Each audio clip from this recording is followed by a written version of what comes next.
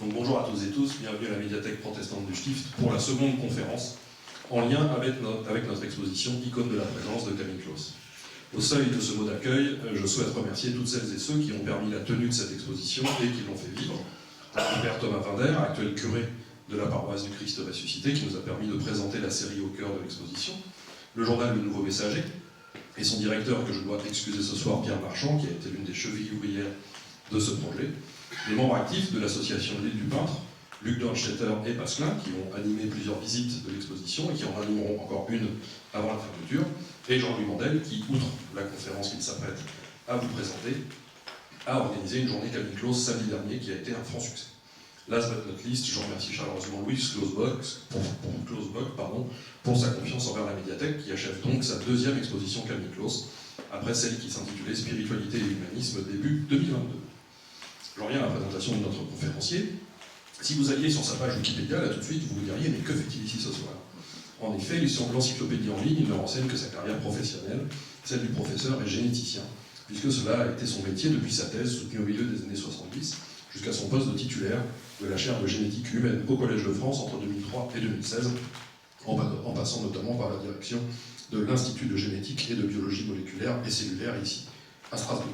Mais en cherchant au-delà, un article de la Revue des musées de Strasbourg vous permettrait de découvrir l'autre facette de Jean-Louis Mandel, celle de l'amateur et du collectionneur d'art.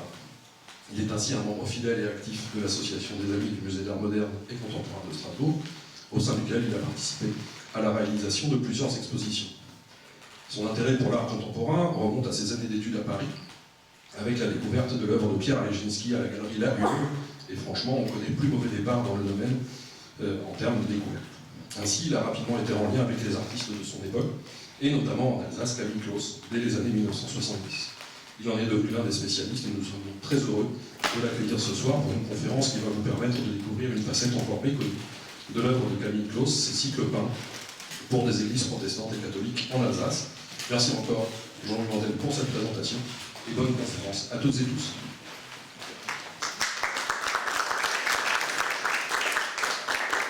Voilà, merci beaucoup.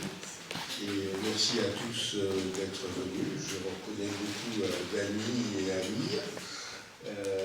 Voilà, alors elle risque d'être un peu décousue parce que ceux qui me connaissent savent que j'ai une tendance à mettre trop d'images dans mes conférences, trop de dias, et à m'étendre trop longtemps sur chacune d'entre elles, ce qui fait que je n'arrive pas toujours à terminer. Et là, ça a été encore plus particulier.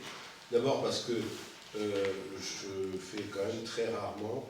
Je me demande si c'est la première conférence sur Camille Claus que je fais, ou j'ai peut-être fait une fois une, mais dans le cadre des expositions précédentes, je ne pense même pas. Donc c'est ma première conférence Camille Claus. Et d'autre part, Louise Clausbock, la fille de Camille Claus, qui gardait précieusement, mais en Bretagne, ce qui est loin de notre Alsace, les cahiers journaliers que Camille Claus remplissait de ses commentaires et de ce qui s'était passé, des toiles qu'il avait peintes, les a confiés à l'association, et en particulier à M. Pascal Klein, dit Pasquelin, qui est un ami et un artiste et ami de Camille Claus, et qui a pris la lourde tâche de les prendre page par page en photographie, c'est des cahiers d'écoliers, et très gentiment, de temps en temps, il les envoyait à Luc Dornstetter et moi, et quand je commençais à les lire, je terminais pas, mais je ne m'arrêtais pas avant 3 ou 4 heures du matin, ce qui perturbait un peu mon sommeil. Et là, je me suis dit, ça serait intéressant de mettre en vis-à-vis ce qu'il a fait d'ailleurs pour l'exposition, en tout cas pour les icônes de la présence, les commentaires journaliers de Camille Claus,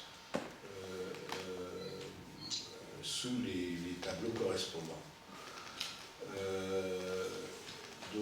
Moi j'ai pris ces photos et il faut dire que l'écriture de Camille Claus est tellement belle et tellement étonnante, puisque ces cahiers, dont vous verrez donc des nombreux extraits,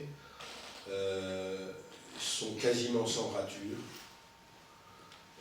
d'une écriture extrêmement lisible, et ce jusqu'à la fin, c'est-à-dire jusqu'à l'âge de 84 ans.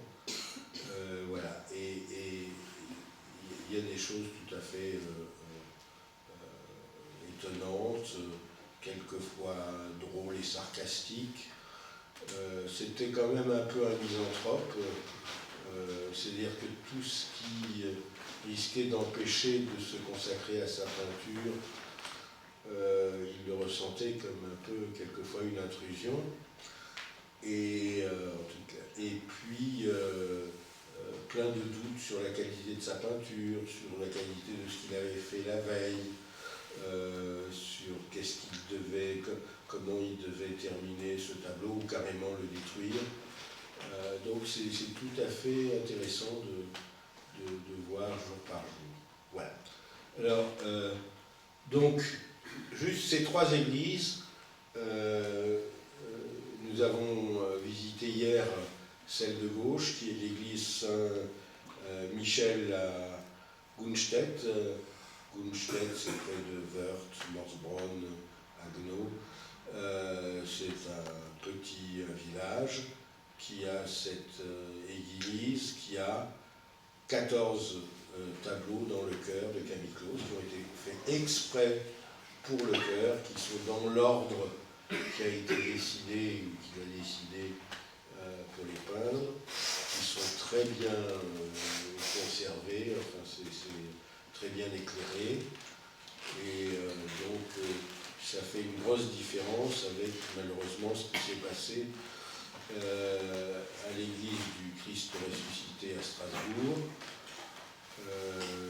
mais d'autre part ce qui s'est passé à l'église du Christ ressuscité a permis finalement la tenue de cette exposition ici.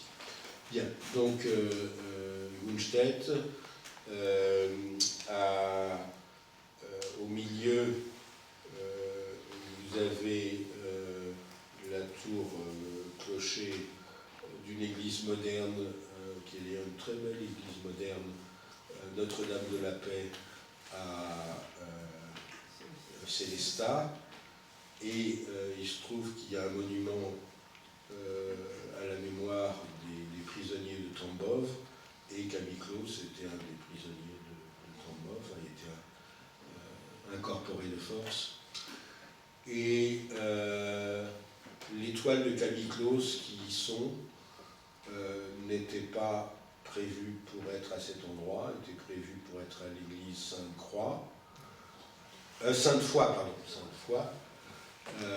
et un acte de vandalisme incompréhensible, d'après ce que j'ai compris, par une vieille dame qui, à l'aide de son parapluie, a troué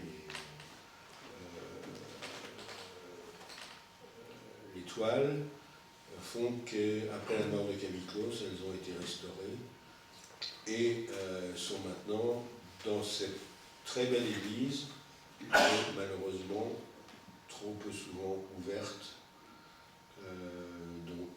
Voilà. Et la troisième, je vous montrerai quelques dias des toiles qu'elle contient. C'est aussi dans un petit village, Kuttelsheim.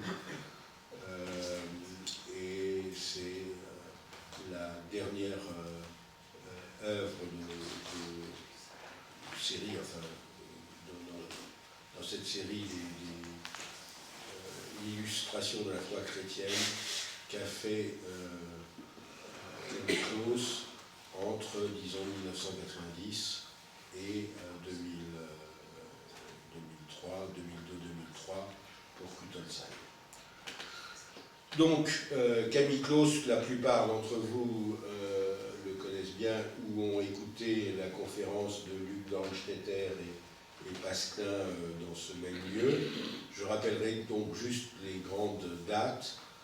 1920, naissance à Strasbourg, dans une famille de le père Boucher, mais Boucher important, puisque c'est un des fondateurs des abattoirs de Strasbourg, donc, et une mère d'une famille de Potier à Soufflenheim. Il découvre un peu par hasard, en s'achetant une boîte de crayons couleur, je crois, comme adolescent, le dessin, et il décide que c'est ça qu'il a envie de faire, ce qui ne plaît pas trop à son père, qui lui avait dit qu'il fallait qu'il termine ses études d'abord. Je ne suis pas sûr qu'il les ait d'ailleurs terminées, puisqu'arrive la guerre de 39-40. Il s'inscrit à l'école des Arts Déco, en première année des Arts Déco. Là, c'est déjà l'occupation allemande. Et les styles qui sont recommandés à l'époque dans cette école sont les styles, je dirais, de la peinture nazie. Et il est vite accusé de dérives plutocratiques, etc. Il est envoyé en prison à Schirmeck, et on lui intime l'ordre de soit il part à l'armée comme un corporate force, soit ça sera pire. Et donc il va partir pour Dresde. Dresde, de manière assez étonnante, alors on le met dans une formation d'artilleur, et le commandant est un grand amateur d'art. On voit que Camille Claus s'intéresse à l'art et a du talent. Va lui demander d'ailleurs de peindre par exemple un tableau, un portrait de famille, de sa famille à lui, et va l'introduire à la peinture allemande, à Caspar David Friedrich, donc le grand peintre allemand romantique, mais aussi aux artistes underground à Dresde en 1943, expressionnistes. Et donc, je dirais, c'est pas la formation à Strasbourg à l'école des Arts Déco, et surtout à l'Art Déco de l'époque hitlérienne, c'est à Dresde qu'il a été introduit à la peinture expressionniste allemande. Mais il est obligé de partir sur le front. Il est fait prisonnier par les Russes et va atterrir au camp de Tambov, où sont regroupés notamment les Alsaciens, dans des conditions assez terribles. Excuse-moi, mais j'ai quelques problèmes. Il est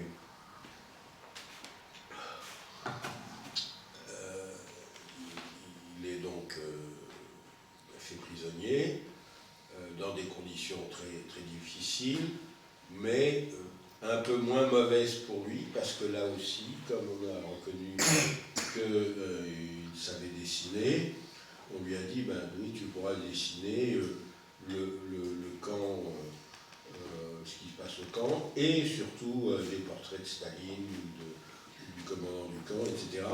Donc il n'avait pas à faire toutes les corvées dans le froid et dans les forêts, et on lui dit que ça l'a un petit peu maintenu en meilleure forme par rapport aux autres, mais quand même ça a été très dur. Il revient en décembre 1945, c'est un des derniers à revenir, un des derniers Alsaciens, et il raconte d'ailleurs dans un texte très émouvant que il sort de la gare, il pensait être accueilli par ses parents, ils ne sont pas là, ou enfin, ils ne le voient pas, et donc comme ils habitaient boulevard de Lyon, donc pas loin de la gare. Il va boulevard de Lyon, et là il rencontre un voisin qui lui dit « Mais Camille, qu'est-ce que tu fais là? Tes parents t'attendent à la gare. » En fait, ses parents ne l'avaient pas reconnu parce qu'il était tellement décharné, hâve, qu'il ne l'avait pas reconnu, donc il continuait à attendre. Voilà. Et donc, en décembre 1945, il va peindre une série de tableaux de ce qu'il a vu, vécu à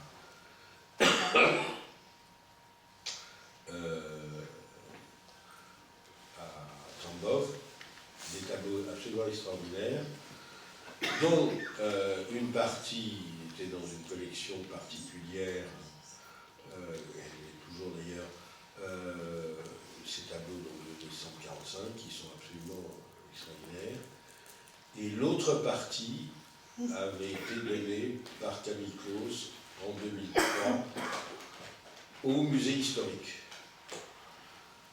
Et je n'ai retrouvé aucune notice dans les DNA d'un don de Camille Claus, c'est passé totalement inaperçu, et ça a été gardé bien soigneusement dans les réserves du musée historique. Bon, il y avait un tableau tournant avec d'un autre peintre qui avait été aussi dans les Incorporated Force, où ils alternaient les présentations, mais dans la partie historique, si vous voulez, de Tambov, pas dans une partie... Et donc, personne ne connaissait en fait l'existence de ces 7 tableaux. Et il a fallu que, à l'occasion des expositions qu'on a fait en 22 à Drusenheim et à la médiathèque protestante, que le musée historique alerté les expose pendant le temps de ces expositions. Mais c'est vraiment des tableaux extraordinaires qui mériteraient d'être vraiment vus. Un des tableaux de la série, celui de la collection privée, a été présenté dans la dernière salle de l'Art en guerre, une grande exposition au musée d'art moderne de Paris par Fabrice Ergotte. Et c'était le dernier tableau dans une salle où il y avait aussi Giacometti. Et toute l'expo a été exposée ensuite au Guggenheim de Bilbao. Et donc ce tableau Camille Claus figure dans le catalogue de ces expos à Paris et Bilbao. Alors, cette longue introduction, parce que donc ces tableaux de 1945 étaient d'un style expressionniste violent, parce que ça décrivait la mort, les souffrances. Et en 1946, il y a très peu de tableaux connus de Camille Claus, mais il y en a 2 qui sont évidemment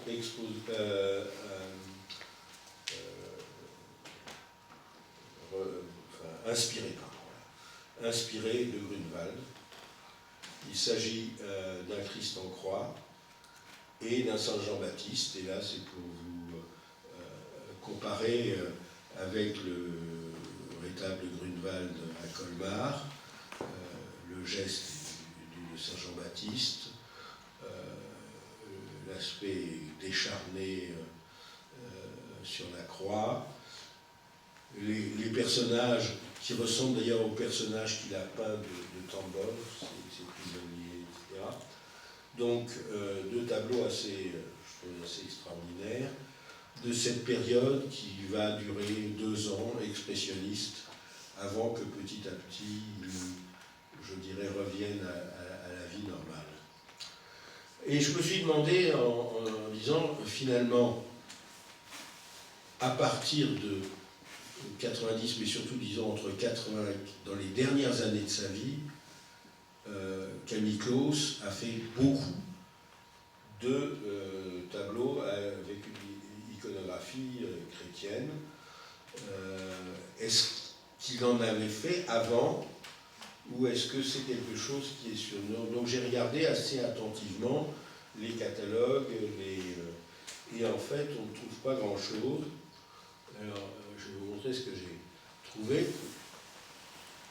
Le MAMS a environ, je crois, une cinquantaine d'œuvres de Camille Claus, beaucoup d'œuvres sur papier, sérigraphie et lithographie, mais aussi des tableaux.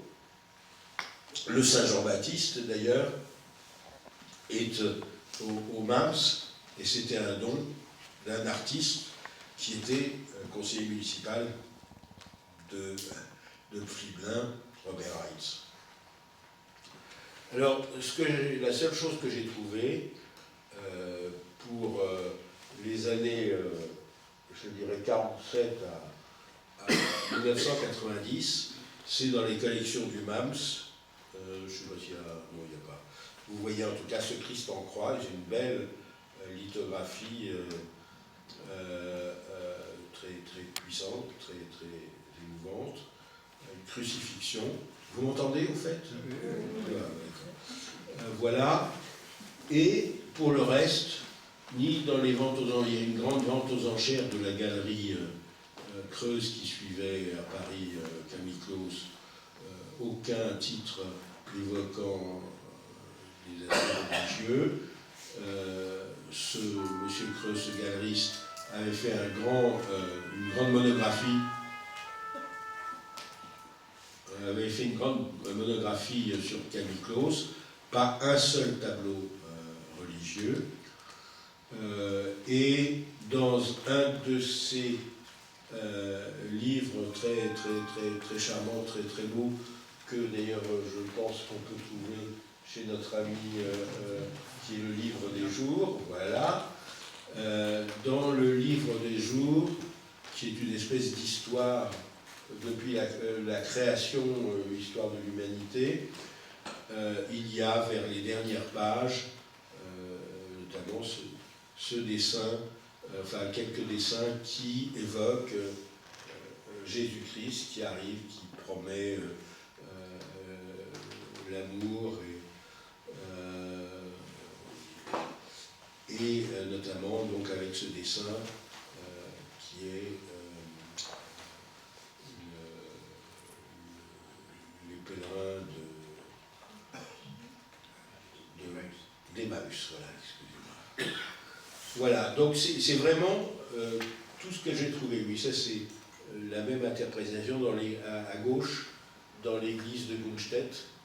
Vous avez cette interprétation des pèlerins d'Emmaüs qui ressemble beaucoup à ce qu'il avait fait en 1967 dans le livre des jours. À Gunstedt, c'est 1995. Donc il est fidèle à quelquefois à certaines de ses iconographies. Alors, juste, dans la balade qu'on a fait samedi, à travers l'Alsace du Nord, Gunstedt, on est allé à Bischwiller, et à Bischwiller, c'était pour voir un tableau qui était complètement inconnu de Camille Claus, répertorié nulle part, et qui a été, je dirais, redécouvert par la mairie de Bischwiller, pardon. Et ils nous ont dit, ils avaient simplement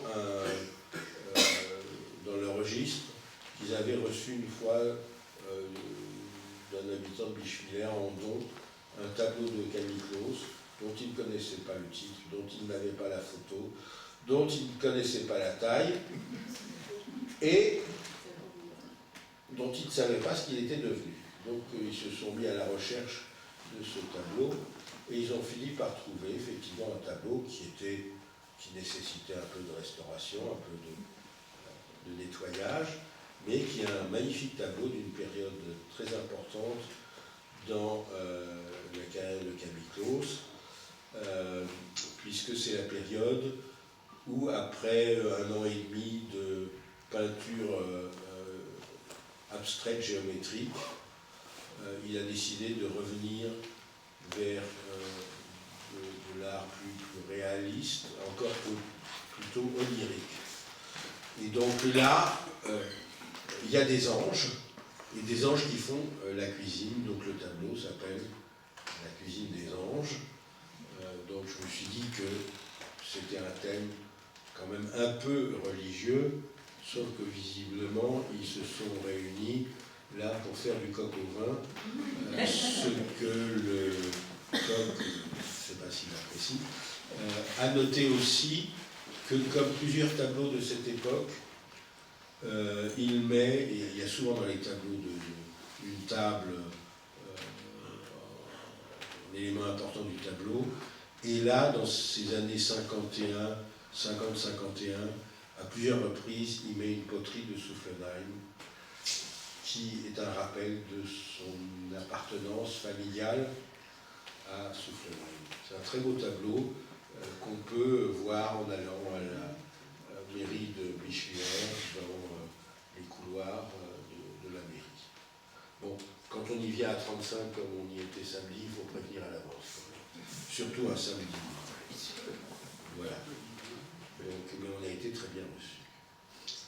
Alors, donc c'est finalement tout ce que j'ai trouvé entre 1946, disons, et 1990, comme sujet religieux. Il y avait des sujets sur la Bible, le sacrifice d'Isaac, la lutte de Jacob et de l'ange, la création, beaucoup sur la création, Adam et Ève, etc.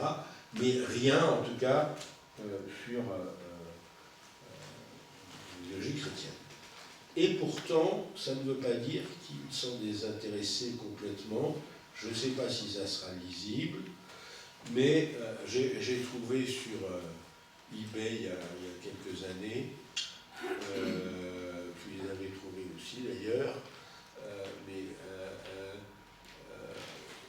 trois lettres très intéressantes de Camille Claus à un abbé Morel. Et cet abbé Morel était en fait un abbé qui était peintre et qui était un des artisans du renouveau de l'art contemporain dans les églises, notamment avec l'histoire de l'église d'Assy, etc. Et donc, on voit le jeune Camille Claus qui écrit à cet abbé Morel. Visiblement, ils se sont déjà vus. Morel était venu dans son atelier. Et je veux juste citer ici, peut-être vous souvenez-vous de ma période expressionniste, amère, pénible,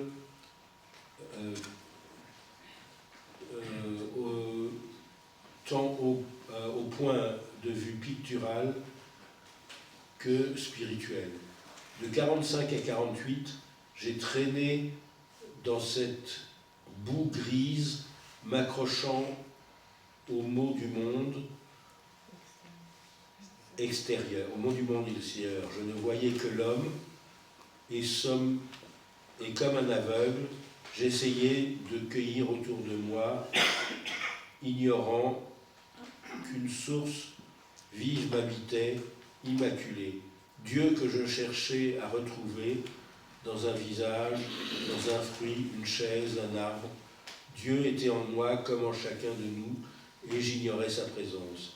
Cette force qui me poussait à peindre, s'égarant à travers un esprit inquiet et un corps encore malade des maux de cette guerre, cette force lentement prit racine.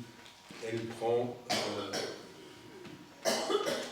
la plante, et comme la plante a pris racine, elle peut donner des fruits. Voilà, enfin vous voyez, on sent quand même qu'il avait gardé une foi, même si elle ne se traduisait pas dans des termes. Alors, il faut dire aussi que si un peintre veut vendre, ce n'est pas en général des sujets religieux qui, à l'heure actuelle, on n'est plus à la Renaissance, où chacun voulait un petit tableau religieux chez lui. Voilà, c'était pour vous. Voilà. Et donc, le début vraiment des grandes séries de tableaux à sujet liturgique de Camille Claus, c'est en 1990. C'est au départ 4 grands tableaux qui lui sont commandés par le conseil de fabrique. Monsieur Goetz, qui est l'ancien président, qui est dans cette salle, pourra me corriger, parce que lui a évidemment connu ça de près. Et donc pour cette église moderne, une belle architecture d'ailleurs, à l'Esplanade. Et donc, alors au début, dans le journal, on trouve une première mention d'une commande définitive de 2 fois 120 F. 120 F, c'est une taille de tableau, c'est des grands tableaux. Hein, c'est 120 figures, voilà. Pour l'église du Christ ressuscité. Donc c'est la première mention qu'on trouve dans son journal. Et tout de suite, il se met, donc ça c'est le 6-10, le 13-10, commencer dessin du crucifié, et dès le début, il se pose les problèmes de la couleur, qu'est-ce qu'il veut peindre chez ce crucifié, etc. Alors, je ne sais pas, moi j'ai un peu du mal à lire sur le petit... mais si, je ne sais pas, est-ce que vous pouvez lire un peu? Non, c'est pas vraiment possible. On ne peut pas. En tout cas, c'est très intéressant pour voir qu'il donne vraiment chaque jour ce qu'il fait. Et ça, c'est le début 90. Et j'ai mis ici cette photo. C'était en fin novembre, il a terminé ses tableaux. Ils ont été installés dans l'église du Christ ressuscité, pour y rester en tout cas jusqu'à être repris en septembre 2025, parce qu'ils avaient été décrochés et ils étaient gardés dans des conditions indignes. Et donc, les amis là, Pascal et Luc sont venus les reprendre, parce qu'il y avait eu un accord pour qu'ils puissent être présentés pour une expo à la médiathèque protestante. Et par hasard, les dernières nouvelles étaient là, avec des photographes, et ça a fait la une des dernières nouvelles. Je pense que ça faisait longtemps que Camille Claus n'avait pas eu l'honneur d'une première page dans les dernières nouvelles.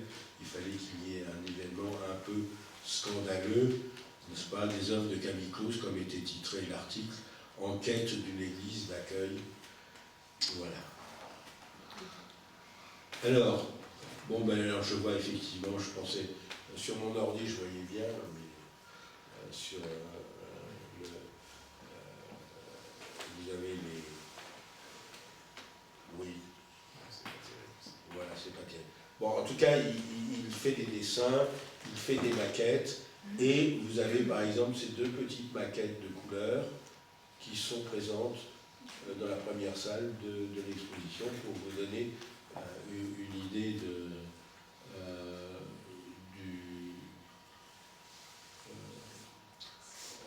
alors, il vient, par exemple, je plonge et nage, le tableau sera différent des maquettes, complètement, adieu va,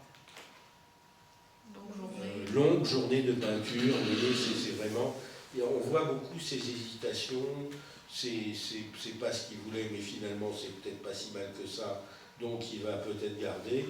Quand on voit son journal, il détruit souvent des œuvres qu'il a peint la veille, et le matin, non, ça ne lui plaît plus. Voilà, donc, alors voilà comment étaient les 4 tableaux derrière l'hôtel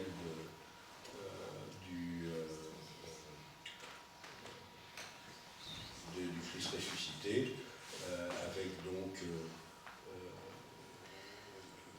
lui il l'appelle Noël, enfin c'est la Vierge à l'enfant. D'ailleurs apparemment, tout à fait au début, il avait fait une première maquette qu'il avait montrée et où ça ressemblait à la taille d'un fœtus. Alors ça n'avait pas plu, voilà cet aspect. Et le Christ mort, la résurrection. Et là, il y a cette discussion, lui appelle ça la Pentecôte, mais le pasteur Emlinger dit que ça a peu de rapport avec la Pentecôte, c'est plutôt quand le Christ montre à saint Thomas et autres les stigmates, mais c'est pas l'Esprit Saint qui lui se montre à la Pentecôte. Donc 4 très beaux tableaux qui sont restés, donc qui sont arrivés, je crois, donc fin 90, et ce n'est que en 2002 qu'il les a accompagnés, qu'il a proposé de les accompagner d'une série qui est devenue cette icône de la présence, qui est en fait 12 visages qui disent voilà, Dieu est en nous, le Christ est en nous, et ces 12 personnes ne sont pas une personne en particulier, c'est pas un portrait de quelqu'un, mais c'est des études aussi de couleurs qui sont très, très impressionnantes. Voilà. Alors, ça s'est renouvelé en 90. En 91, une petite série qui s'appelle 3 saints anonymes. Je ne sais pas si le pasteur Parent est parmi vous. C'est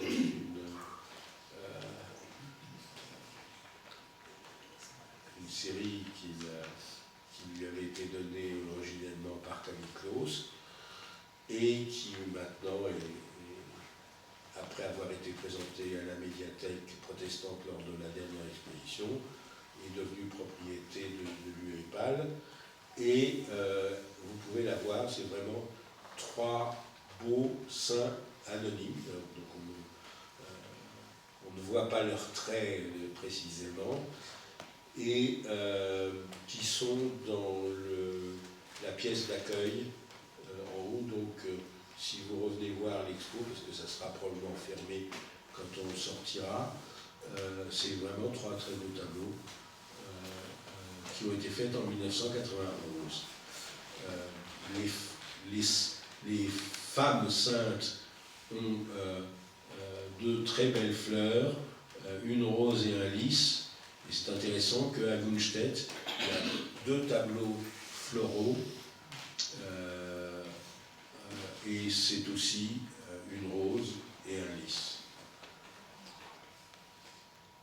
Gunstedt, donc village charmant, église charmante aussi, mais alors là j'ai mis le texte on va quand même essayer de le lire. Là, Camille Claus écrit en 1995, le 12 juin, commande de l'abbé Wieninger, qui était l'abbé du lieu, et qui faisait très attention à son église et à la décoration de son église, et alors ses prédécesseurs aussi. Donc c'était une église qui avait beaucoup de vitraux, de tableaux, de céramique religieuse, etc. Donc commande de l'abbé Wieninger, 10 panneaux, en fait il y en aura finalement 14, autour du chœur, à peindre sur place. Alors finalement, il verra que c'est pas possible qu'il ait peint sur place, donc il va les peindre chez lui. 3 mois de travail, juillet, août, septembre. Et le lendemain, visiblement, il ne connaissait pas l'église, il va visiter l'église de Gunstedt. Alors là, on voit le Camille Claus assez sarcastique. Visite à Gunstedt. Catastrophe. Une église surchargée d'une imagerie sulpicienne, d'un mélange de naïveté et de prétention, de maladresse et d'incompétence. Et au milieu de tout cela, je dois ajouter mes propres images. Pour une fin de carrière, c'est un bouquet d'artifice et de faillite. Mais qu'importe. Bon ou mauvais, tout s'effacera un jour, rien n'est important. Donc vous voyez un peu cet humour assez grinçant qu'il peut avoir. Voilà. Bon, là je notais simplement que les jours d'après, il a des problèmes de santé. Il s'arrache le bout du doigt majeur et de la main droite. 4 points de suture, expérience d'une courte et vive douleur, intéressant. Et puis, le médecin qui lui dit qu'il souffre de la maladie du Puitrin, dans les 2 mains, affection à étiologie inconnue, rétraction irréductible des doigts, l'invalidité me guette. Aurais-je le temps de finir les 13 tableaux pour Gunstedt? Après, on verra. En fait, il a continué pendant 8 ans à peindre après. Mais enfin, c'est intéressant de voir un peu la tonalité. Alors après, une photo justement prise samedi par mon ami Pascalin, c'est cette église. Moi, je trouve qu'elle est assez sympathique. Il y a des vitraux contemporains des années 50, géométriques, qui sont pas mal du tout. D'autres choses, bon, c'est certain que ça frise quelquefois le kitsch, mais il y a des trucs qui sont pas mal. Et très bien présenté, très bien éclairé, dans le cœur, finalement les 14 tableaux, parce qu'à la toute fin, je vous mets le curé Villiguerre. Ah ben j'ai encore trouvé une petite place à côté, à gauche de la porte, on peut mettre une vraie Pentecôte. Et donc, qui est d'ailleurs un des plus beaux tableaux. Voilà, donc c'est cette église de Gunstedt, donc on vous conseille vraiment d'aller la voir. Il y a un petit livret qui donne tous les détails sur comment ça s'est fait, quand il y a eu l'inauguration, et ça on le voit dans toutes ces séries, à chaque fois il y a des textes courts, mais des textes de poètes, de Camille Claus, disant dans chaque scène qu'est-ce qu'il y a. Alors je ne sais pas s'il les a faites pour les 4 premiers du Christ ressuscité, mais en tout cas, il a fait pour Buttelsheim, il a fait pour l'église de Gunstedt des petits textes facilement compréhensibles, mais en même temps bien écrits, très sensibles. Voilà. Et cette fameuse Pentecôte, qui est le 14e, qui a peint après le reste de la série. Alors, voilà, il y a plein de détails. Alors, par exemple, je vous lis parce que ça... seconde version du numéro 2. Meilleur accord. Dans quelle aventure me suis-je lancé? Ce sera une gageure jusqu'au dernier tableau. Et une souffrance. Innocence. La meilleure toile, qui sera à moitié cachée par l'autel. C'est effectivement le lys, que effectivement, on n'arrive pas à prendre en photo sans avoir des ombres illicites.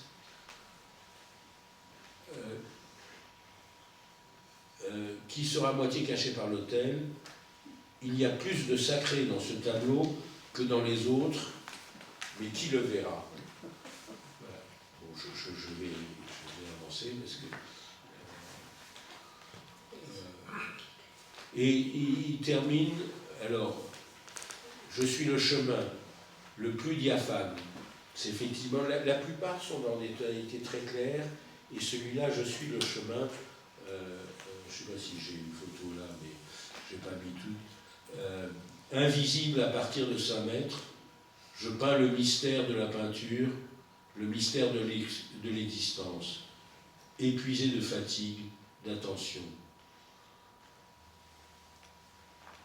Mort de Jésus, que ferai-je lorsque la cerise sera achevée? Mourir serait une bonne chose. Travail ralenti, torpeur. Et puis la dernière note, tout bien pesé, les tableaux s'intégreront dans cette église de campagne, très sulpicienne, ma naïveté s'y ajoutera, il est bon de finir ainsi, dans la morbidité, la modestie et la discrétion. Voilà. Et c'est vraiment, enfin moi je trouve que ce journal est passionnant à lire et à comparer aux tableaux, etc. Il me reste 10 minutes. Bon, voilà. Voilà le fameux Pentecôte qui fait à la fin, qui est la plus contrastée. La peinture est une cuisine surprenante et indigeste. Voilà donc certains de ces tableaux.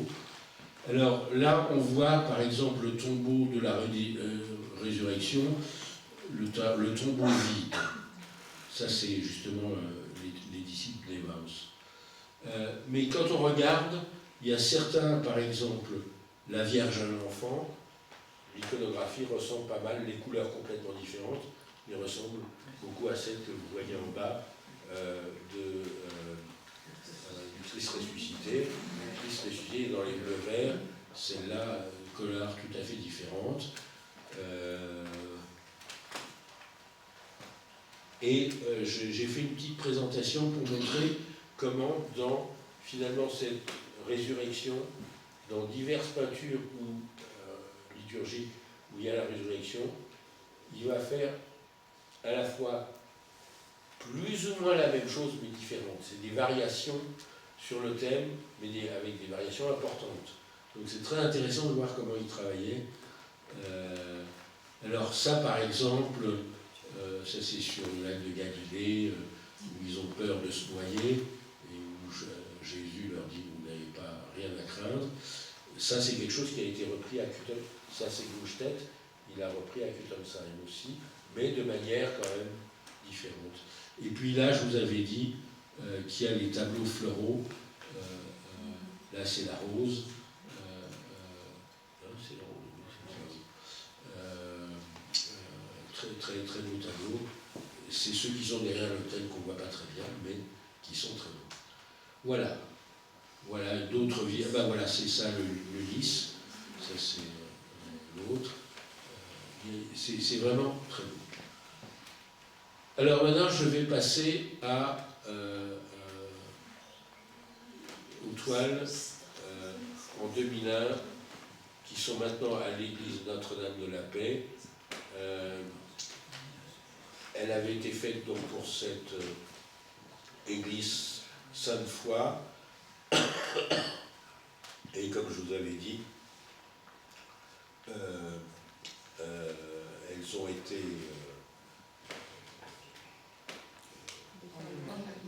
endommagées, très très fortement endommagées, et remises dans cette église qui est très très jolie du point de vue architecture contemporaine, avec de très beaux vitraux, accrochés très haut au cas où il y en a qui devraient recommencer, mais qui a, je dirais, un gros défaut, c'est qu'elle est très peu ouverte. Elle est ouverte, je crois, une fois par semaine au moment des messes, et au moment des messes, c'est quand même un peu difficile de circuler en disant je prends une photo, regardez. Donc, quand on a fait une exposition à Célestat, avec Luc Danteter, notamment, il venait pendant le week-end pour commenter.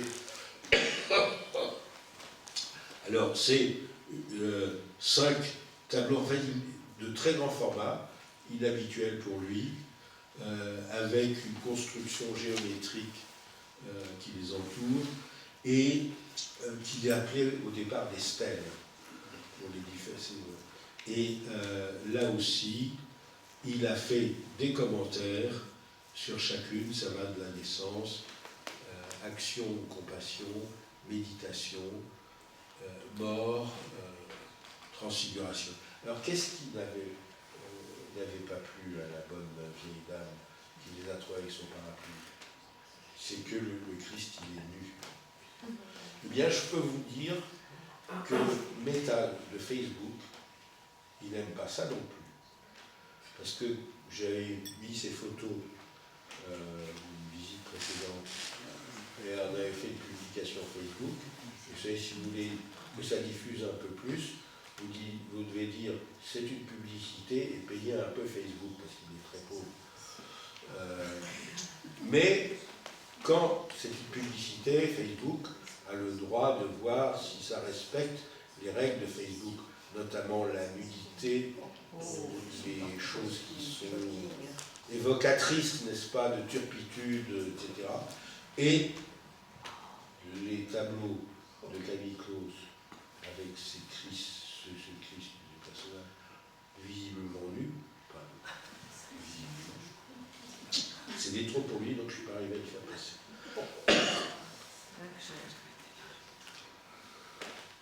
Voilà. Alors, après cette histoire de vandalisme, Camille Claus avait dit je veux qu'il reste en place avec une note. Ce tableau frappé par un acte de vandalisme restera ici en l'état. Les déchirures et les griffures sont l'expression de la haine, de la violence et de l'intolérance. Un être humain, notre semblable, a commis ce geste insensé, que ce soit vu et médité pour vous. Sauf que le maire de Célestat n'avait pas envie de faire des vagues, et donc il a refusé, ou plutôt, il n'a rien fait, et il n'a pas répondu à Camille Claus.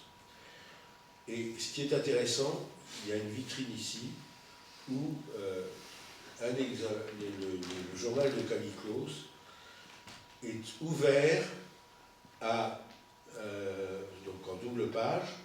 La page de gauche, c'est sa réponse au maire Bauer, avec des choses pas piquées des moutons, et à la hiérarchie de l'Église aussi, d'ailleurs. Je vais vous relire un autre truc. Et la page de droite, c'est les premiers travaux pour faire les icônes de la présence. Donc vous voyez, d'un côté, il s'estime maltraité pour les travaux qu'il a fait pour une église, et puis il commence d'autres travaux pour l'église du Christ ressuscité, ceux que vous pouvez voir en bas, et qui finalement seront d'une certaine manière maltraités aussi, puisqu'ils ont été décrochés.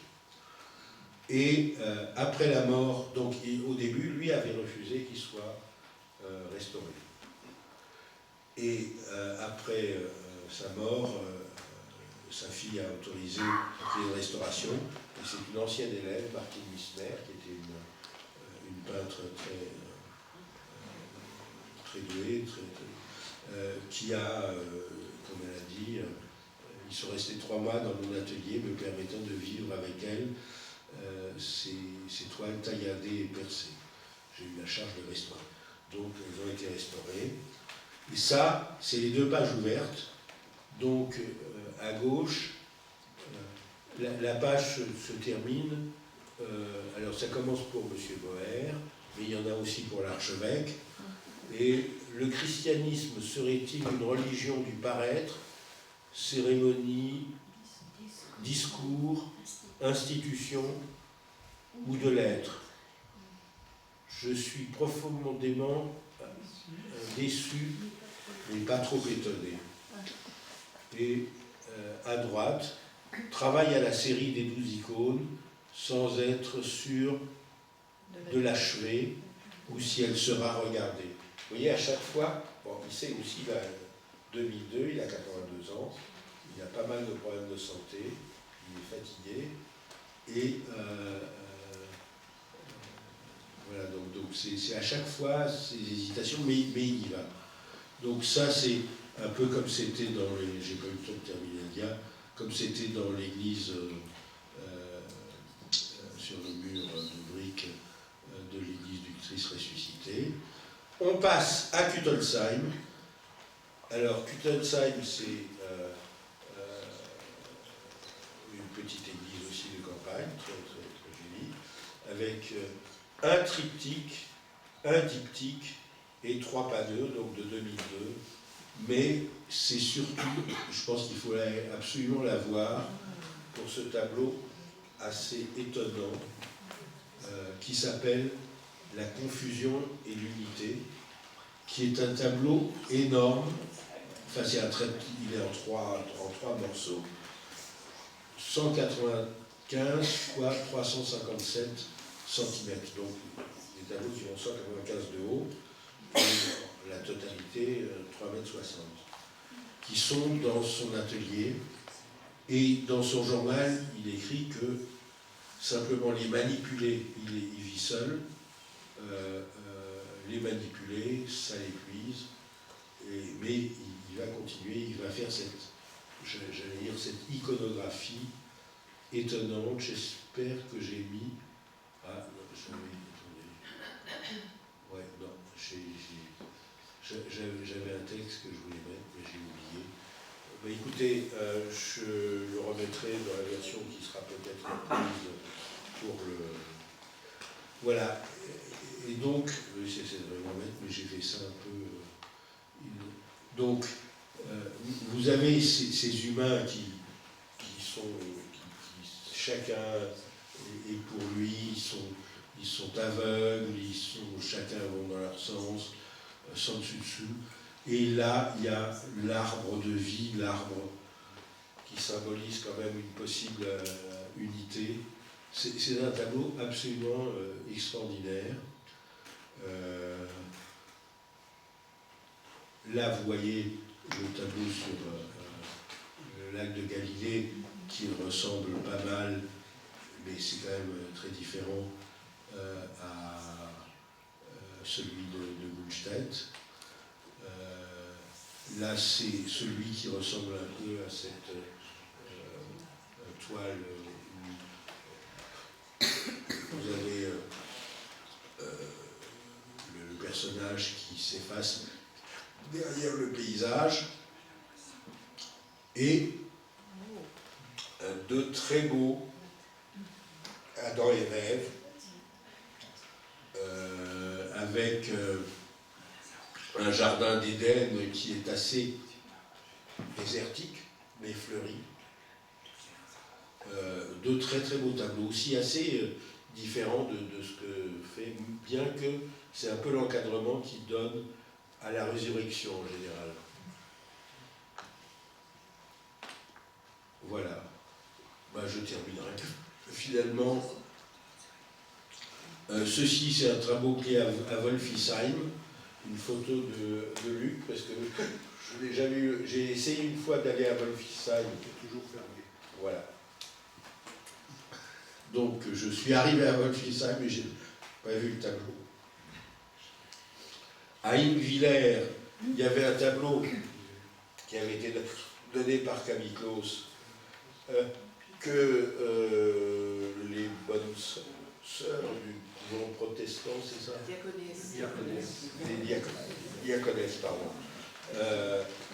Qui n'aimait pas trop l'avait mis dans un placard. Et grâce à Luc, il les a sortis du placard pour les exposer ici. Et finalement, ça leur a montré qu'il y avait peut-être un intérêt pour ce tableau, et il est maintenant accroché. Donc, comme quoi les expos servent. Alors, au FEC, il y en a également. Ça, c'est en bas de l'escalier de Vienne. C'est pas le tableau que je préfère. Il y en a deux autres. Vous m'avez passé les photos, mais elles ne sont pas encore rentrées dans ce PowerPoint. Et là, il y en a un aussi, où pourtant c'est un lieu que je fréquente souvent, qui est l'hôpital de Haute-Pierre, où il y a une petite chapelle et où il y a ce rétable de Camille-Claude, dont vous reconnaissez le thème. Alors j'ai mis ça, c'est une photo que tu as prise après Noël, donc on voit au moins que c'est actif, puisqu'il y a les décorations de Noël. Et ce qui est par exemple intéressant, quand on voit la résurrection du Christ ressuscité, pardon, c'est que vous avez en bas, on ne voit pas le Christ, on voit juste la pierre tombale. Hein, on vérifiera. Et voilà. Ah pardon, ça c'est Goldstedt. Voilà. Et ça c'est le Christ. Ah ça c'est Wolfisson. Enfin bref, là je commence à fatiguer un peu, vous me direz. Mais on voit par exemple que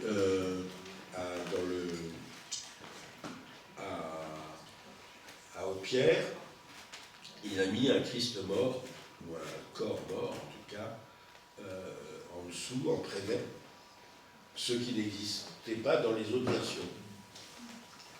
Et il y a la version à Goldstedt, c'est ça, oui, où carrément le Christ n'est plus là, n'est plus visible. Donc vous voyez qu'à chaque fois, il y a des analogies, notamment la pierre tombale très géométrique, et le décor extérieur, une espèce de grotte, mais tout le reste est assez différent. Bon, je pensais parler d'un enfant du musée, mais j'en parlerai. Et voilà, on va terminer sur celui-là. Je suppose que beaucoup d'entre vous sont allés plusieurs fois à la bibliothèque humaniste de Célestat, mais combien, quand ils arrivent là où on passe l'entrée et pour valider son billet et rentrer, se sont retournés un peu pour voir ce qu'il y avait dans la salle en arrière. Et en arrière, il y a ce magnifique tableau de 1984 ou 85, qui est un hommage à Beatus Rhénanius, et qui s'appelle aussi Guerre et paix. Et quand vous regardez la zone rouge, qui est la zone de guerre, par exemple, ce personnage comme ça, c'est un des personnages des 145 de ces tableaux, Retour de Tambov. Donc on voit que ça revient, il décrit la guerre, il décrit Tambov. Par contre là, l'humaniste et son livre, et puis la belle Alsace, parce que très souvent dans ces paysages, on voit la plaine d'Alsace, les Vosges, et le lys qui revient. C'est un tableau absolument magnifique que je vous conseille d'aller voir. Et je pense qu'on me dit qu'il faut que je m'arrête, donc je m'arrête.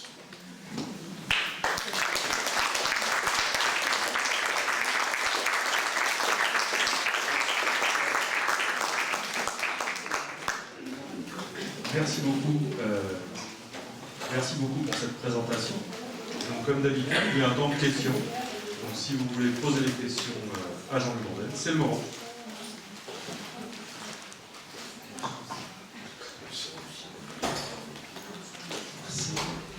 Christian Becker, je voudrais pour ma part plaider pour la Pentecôte, pour dire que apparemment Camille-Claude connaissait sa Bible, parce qu'on représente traditionnellement la Pentecôte selon le récit qui en est fait par Luc dans les Actes des Apôtres. On voit de nombreux disciples rassemblés et les flammes qui descendent. C'est la représentation traditionnelle.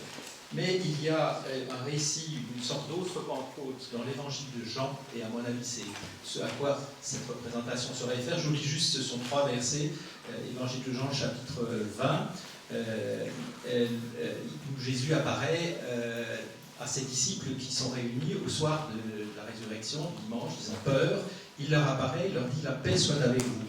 Après cette parole, il leur montra ses mains et son côté, ce qu'on voit sur le tableau. Les disciples furent remplis de joie en voyant le Seigneur. Jésus leur dit « Nouveau, la paix soit avec vous. De même que le Père m'a envoyé, excusez-moi, je vous envoie. » Ayant ainsi parlé, il souffla sur eux, il leur dit « Recevez l'Esprit Saint ». Donc, dans l'évangile de Jean, l'Esprit Saint est donné par le Christ ressuscité qui montre ses plaies. Donc, à mon avis, c'est ça. C'est ça, absolument. Voilà, donc, il les envoie en mission. D'ailleurs, tout à fait. dans ArchiWiki, vous savez, la base de données sur les architectures, notamment strasbourgeoises, il y a tout un article sur l'église du Christ ressuscité, sur les calicos, et une discussion Pentecôte, pas Pentecôte. Donc éventuellement, ça pourrait être intéressant, puisque c'est un wiki, donc tout le monde peut aller ajouter un texte, etc. Ça serait intéressant. En fait, celui qui avait fait le texte, c'est le pasteur Wilfried Hemlinger, donc peut-être tout simplement, ce serait intéressant qu'il mette que vous mettiez. Il n'avait pas vu l'évangile de Jean, c'est pas bien. Ah, mais ça, je ne voudrais pas le dénoncer. En tout cas, il y a un article très détaillé et où effectivement il disait voilà, Pentecôte ou pas Pentecôte. Ceci dit, à Goldstedt, il a fait l'autre version plus traditionnelle, je dirais sans doute, de la Pentecôte. Merci en tout cas.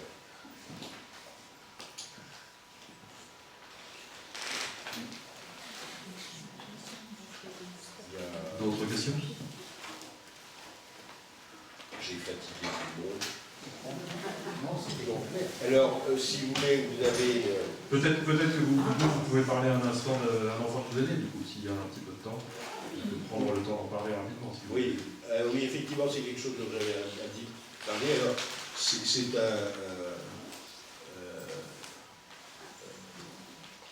un livre qui avait été initié par un théologien, professeur à la faculté de théologie protestante, Mathieu Arnold, et il avait été demandé à Calicos s'il était d'accord pour l'illustrer.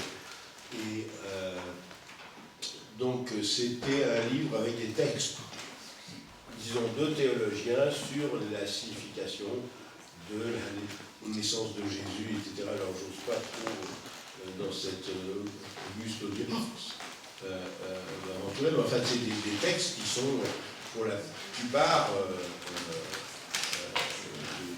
scènes de lecture disons profonde.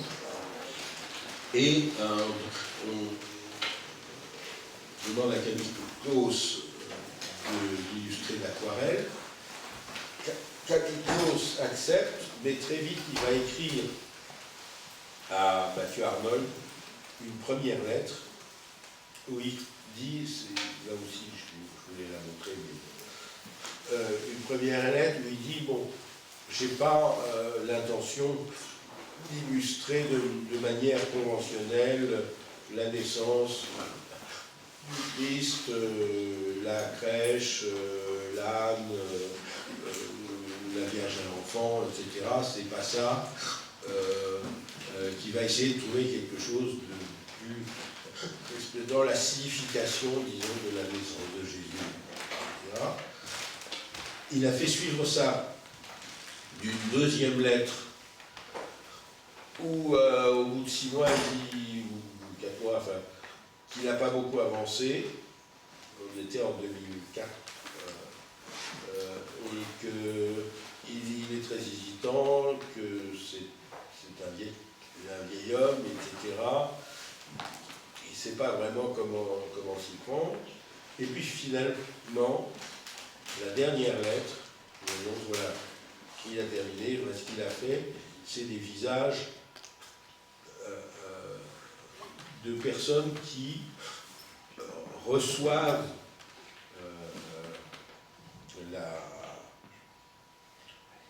fait de la présence en eux de Jésus-Christ, un peu comme pour je dirais pour les icônes, mais il y a aussi un cheval, enfin voilà.